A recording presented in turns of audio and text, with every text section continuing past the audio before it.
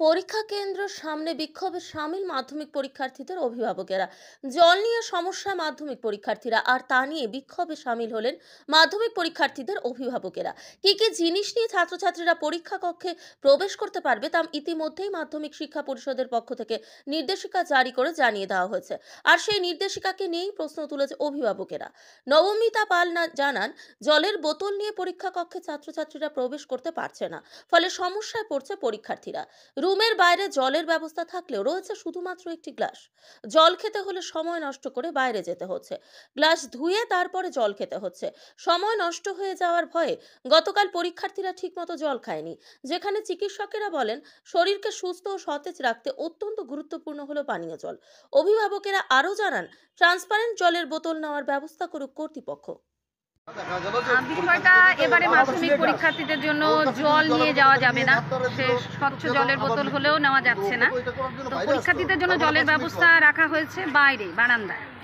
তো সেক্ষেত্রে আমাদের মনে হচ্ছে যে বাচ্চারা 3.5 ঘন্টা জল ছাড়া বসছে, আর জল খেতে বারবার টিচারকে বলে সেখান থেকে উঠে তারপর হয়তো 2টা ঘর পরে গিয়ে জল খাচ্ছে। তো এইটা তো পরীক্ষার্থীদের ক্ষেত্রে একটু সমস্যাই হচ্ছে। আর কতবার উঠবে একটা বাচ্চা?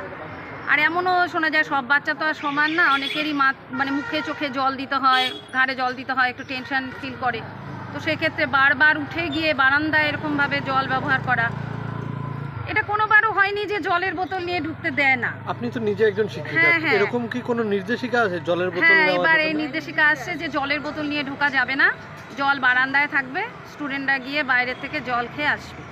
এটা এইবারই প্রথম। তো আমরা শিক্ষিকারা হিসাবে আমরা বলি যে স্টুডেন্টদের জল খাওয়া উচিত বারবার, কারণ তাতে ওদের ডিহাইড্রেশন হয় না, একটু সতেজ থাকে, ব্রেন অনেক ফ্রেশ থাকে। তো সেই ক্ষেত্রে ওদেরই এই সমস্যাটা হচ্ছে। এই নিয়েই আমরা বলছি আর কি, যে যদি বাচ্চাদের জলের ব্যবস্থা ঘরেই করা যায়, যেখানে ওদের বাইরে যেতে হচ্ছে না, তাহলে ওদের টাইমটাও বাঁচে, সময়টাও ওদের বাঁচে। এমন কি ওরা বারবার জলের যদি অসুবিধা হয় সেটাও ঘরের মধ্যেই পেয়ে যাচ্ছে খেতে। এটাই আমাদের অনুরোধ আর কি। ওর নামটা বলে।